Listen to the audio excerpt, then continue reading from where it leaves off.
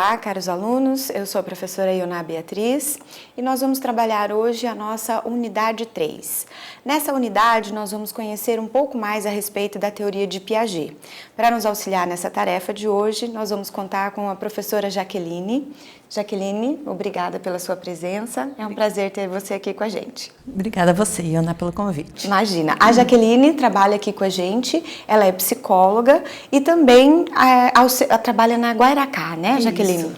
A Jaqueline vai falar um pouquinho com a gente a respeito de Piaget. Jaqueline, qual a importância desse teórico para a educação?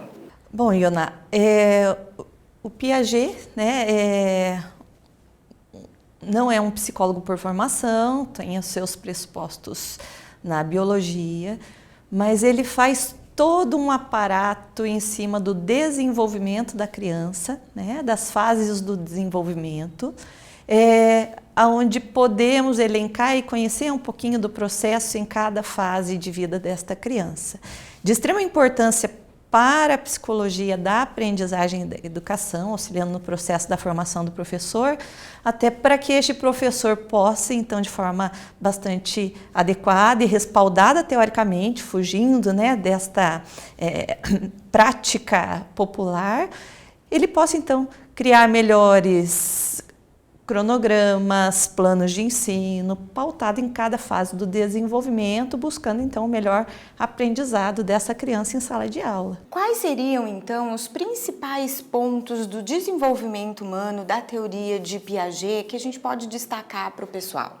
Então o Piaget ele acaba focando muito a atenção, né, nessa interação da criança em cima da experimentação, da prática de aprendizagem. O foco de estudo do Piaget foram mesmo, né, as intervenções observando a criança no seu cotidiano, no dia a dia. Então, em cima disso, ele desenvolve toda uma teoria, criando alguns conceitos básicos que a gente pode elencar aqui resumidamente, né? O primeiro, ele chama como estágios, o primeiro estágio que se estende mais ou menos de 0 até 18 anos, que nós chamamos de estágio sensório-motor, ele trabalha a criança mesmo nos primeiros passos do desenvolvimento, onde ela ainda não tem incorporada, né, uma prática sobre este meio.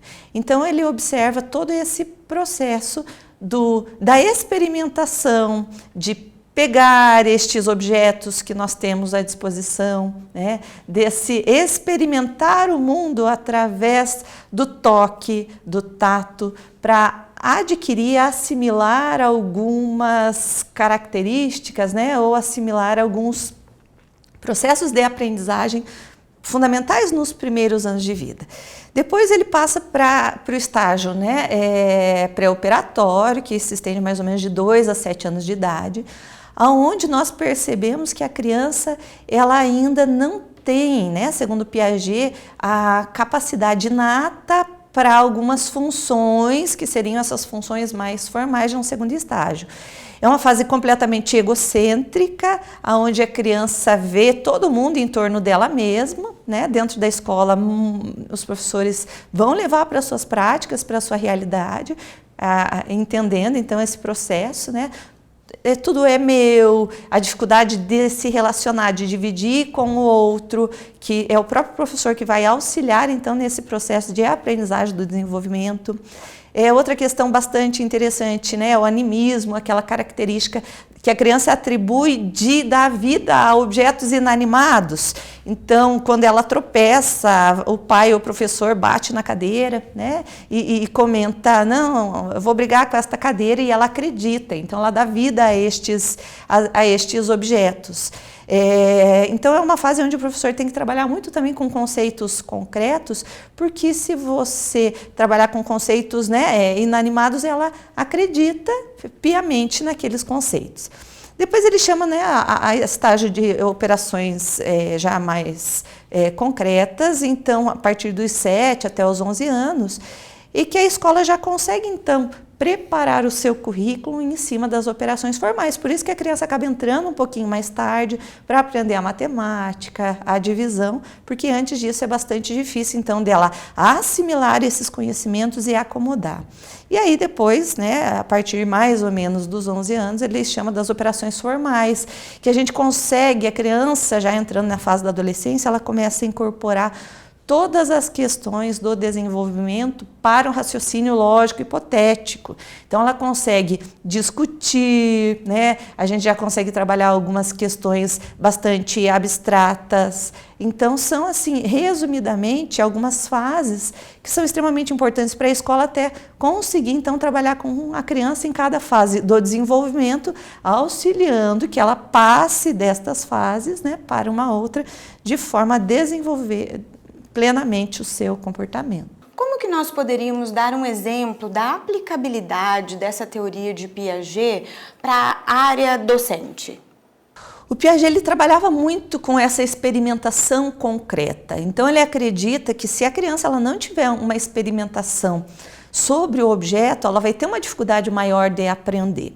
Então é muito importante que o professor traga para a sala de aula não só, né, o ensino através da fala, da comunicação oral, mas que ele use todos os meios que possam desenvolver essa criança, pelos meios visuais, auditivos, né, e táteis, principalmente táteis. Então, por exemplo, vamos pegar um exemplo prático que muitos professores utilizam, que é o material dourado, né, que é um modelo que você consegue, então, experimentar e entender algumas coisas que, se você não utilizar um meio concreto, fica bastante difícil.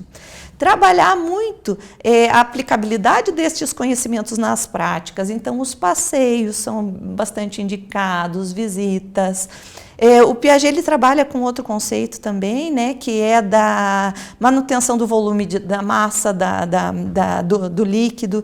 Então, que o professor possa entender, por exemplo, que em determinada fase, se você der uma bolinha de massinha para a criança, né, e fizer uma cobrinha com esta massinha e mostrar uma massa condensada de forma redonda e uma massa fininha e comprida, se ela estiver numa fase, né, antecedente a esse processo mais formal, ela vai ter uma dificuldade de entender que são volumes iguais. Então, trabalhar com massa, mostrando também, né, que o volume, modificando a forma, ele não tem uma diferença, mas é o mesmo peso, a mesma massa. Então, vejam, são exemplos práticos, fáceis, mas que podem ser levados da teoria piagetiana para a sala de aula, que com certeza facilitam, sim, o processo de aprendizado da criança. E como professora, Jaqueline, você consegue aplicar essa teoria na sua prática? Com certeza, veja, eu trabalho, né, com adultos, com formação de profissionais adultos da psicologia e da pedagogia, mas mesmo na universidade a gente trabalha muito com alguns conceitos, né? Os alunos, eles não têm um conhecimento prévio de algumas teorias e de algumas práticas que nós estamos propiciando na faculdade, então eu tento trabalhar também com todos os alunos de todas as maneiras, né? Usando todos os recursos visuais, auditivos, concretos, levando aí eles para uma prática fora de sala de aula, vivenciando experiências, né? Com certeza teremos profissionais, professores, né, nessa formação de professor, muito mais capacitados. Então, veja, é um processo de experimentação diferente, né? O Piaget trabalha lá, muito mais voltado à infância, mas que na formação do professor também vai ser fundamental. Um professor que alia a teoria, experimentando e vivenciando a prática, conseguiremos formar aí professores com uma capacidade mais ampla, né, de atuação posterior. Com certeza. Olha, pessoal, eu espero que vocês tenham gostado. Jaqueline, muito obrigada pela sua participação. Nós aprendemos muito. Obrigada. E vocês continuem com a gente. Alguma dúvida, nos procurem na plataforma Moodle e bons estudos. Obrigada.